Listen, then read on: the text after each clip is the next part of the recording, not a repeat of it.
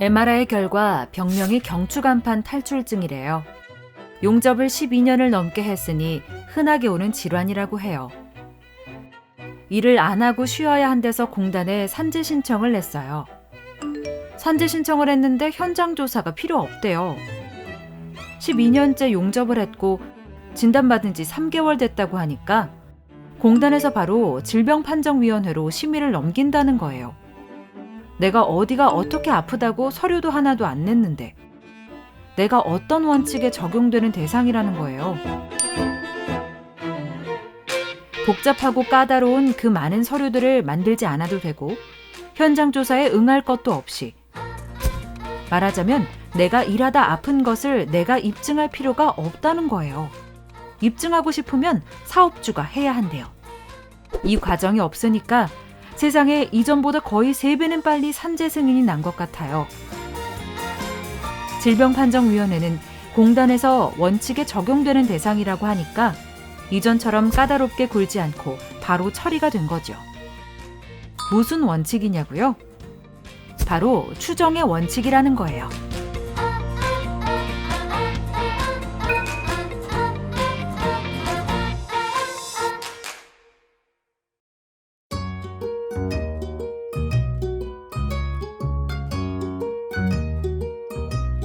일정한 요건이 되면 일일이 조사하지 않고 당연히 직업병이라고 하자. 추정의 원칙이 최근에 운영 지침으로 생겼습니다. 우리는 산재 신청을 한 당사자 노동자들인데 신청하고 승인받는 과정에서 입증도 해야 되고 절차가 너무나 복잡하고 어렵고 기간도 굉장히 오래 걸린다. 이거를 줄이는 방법.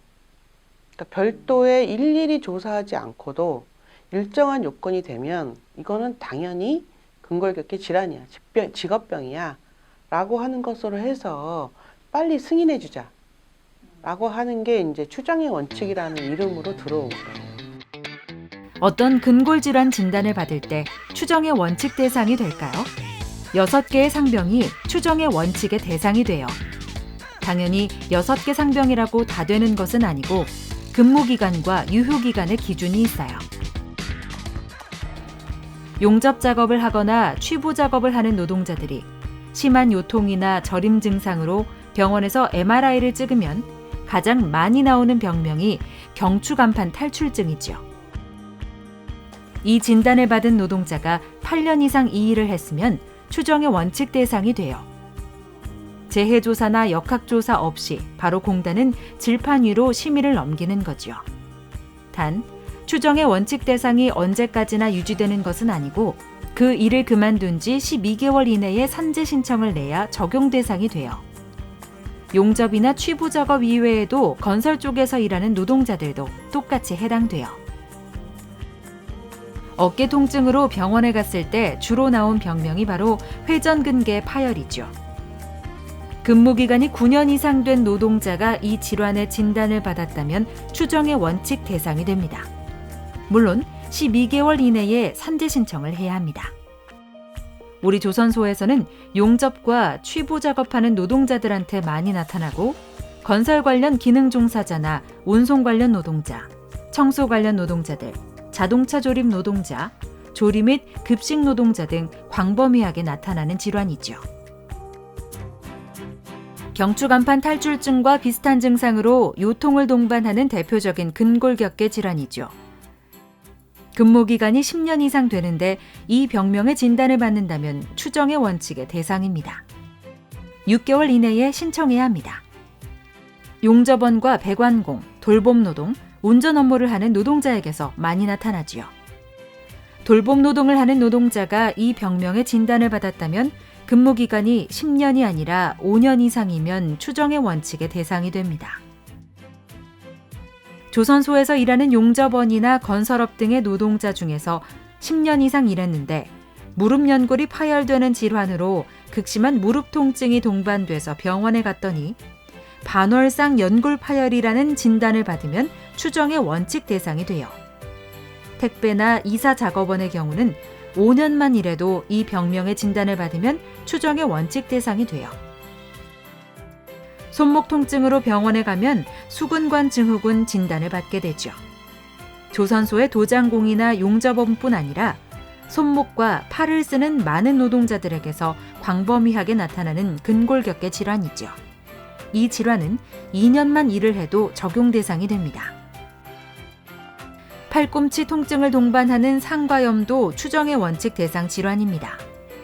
이 질환은 근무 기간이 1년 이상만 돼도 추정 원칙의 대상이 됩니다. 조리사나 자동차 조립 노동자들에게서 잘 나타나는 병이죠.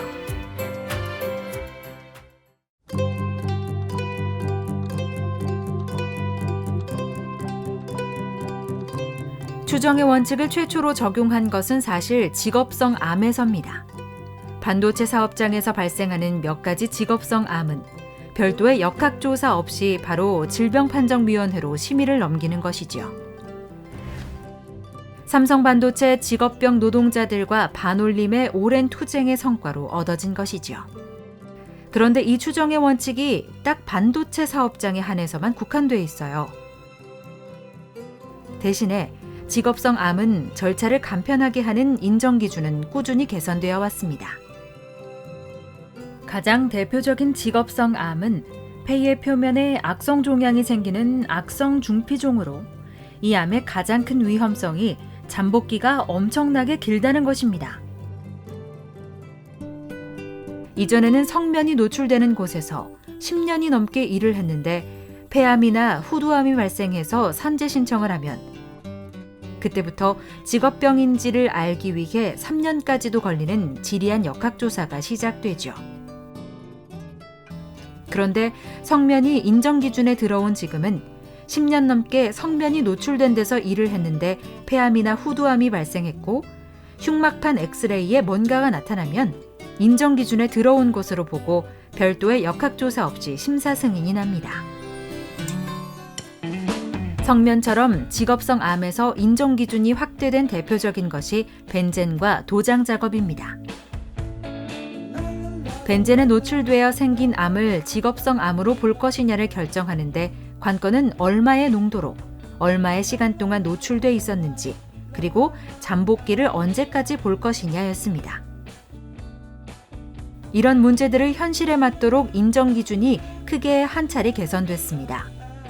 개선된 인정 기준은 농도는 0.5 ppm 이상으로 첫 노출로부터 6개월 이후에 발생한 경우도 업무 관련성이 높은 것으로 봅니다. 어떤 암은 첫 노출 후 10년이 지나 발생해도 업무 관련성이 높은 것으로 봅니다. 현재 노출에 대한 명백한 증거가 없다고 하더라도 과거 노출을 추정할 수 있으면 인정합니다. 노출 수준은 벤젠이 저농도라고 해도 백혈병의 발생 가능성을 배제하지 않고 노출 기간이 짧더라도 벤젠의 농도가 강할 때는 업무 관련성으로 봅니다.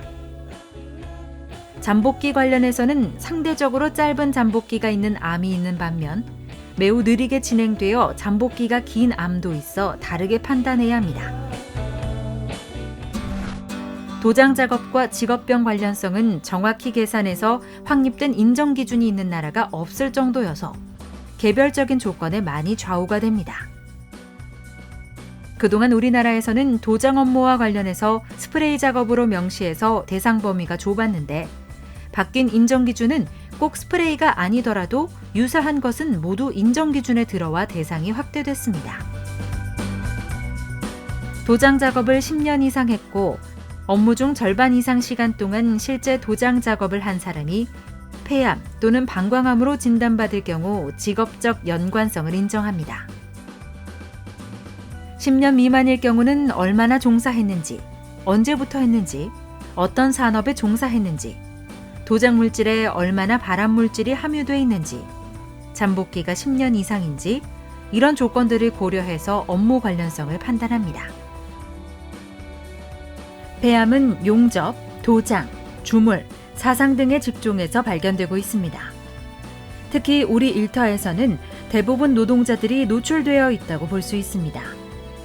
용접 작업을 할 때 용접봉과 철판의 성분에 따라 유해성이 좌우되죠.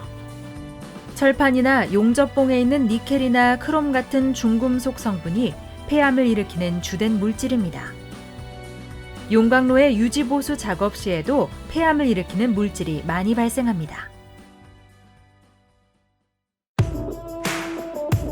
직업병 인정 관련해서 큰 제도 개선 시기가 있었습니다. 제도 개선 논의에 민주노총이 참여해서 직업성 암과 근골격계, 뇌심혈관 질환의 직업병 인정 기준을 개선했습니다. 불승인을 남발하는 질병판정위원회의 심의에 노동자를 참여하게 하는 등 질병판정위원회의 운영 문제를 개선해왔습니다. 직업병 대상과 범위를 계속 넓혀오다가 획기적인 개선은 추정의 원칙을 도입하는 것이었죠.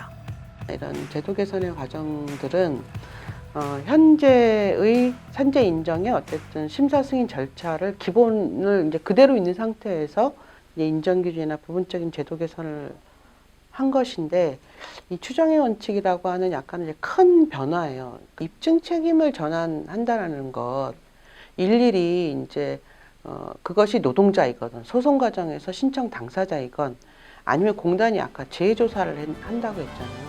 이거를 줄이는 방법. 이런 꾸준한 제도 개선의 결과 직업병 승인율이 높아지고 있습니다. 근골 질환의 경우에 2008년에 승인율이 60% 미만이었던 것이 작년 2019년 74.1%로 높아졌습니다. 직업성 암은 신청률 자체가 낮았는데 계속 증가하고 있고 승인율도 74%로 높아졌어요. 후퇴하는 것보다 진전되는 게 많이 지금 나오고 있는 중이에요. 지금 현재 스코어는 경총이 길길이 날뛰고 있기 때문에 경총은 지금 다 의학자문위 해체하고 다 그 논의 중단하라고 지금 막 이런 상황이에요.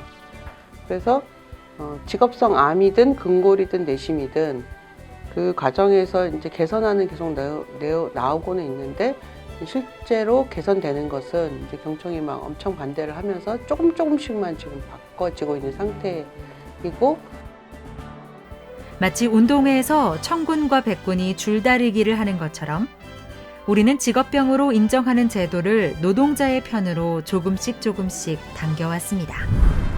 우리가 이 줄다리기를 계속 더 강한 힘으로 잡아당길 때만이 일터에서 병을 얻고도 산재로 인정받지 못하는 억울한 노동자들이 줄어들 수 있습니다.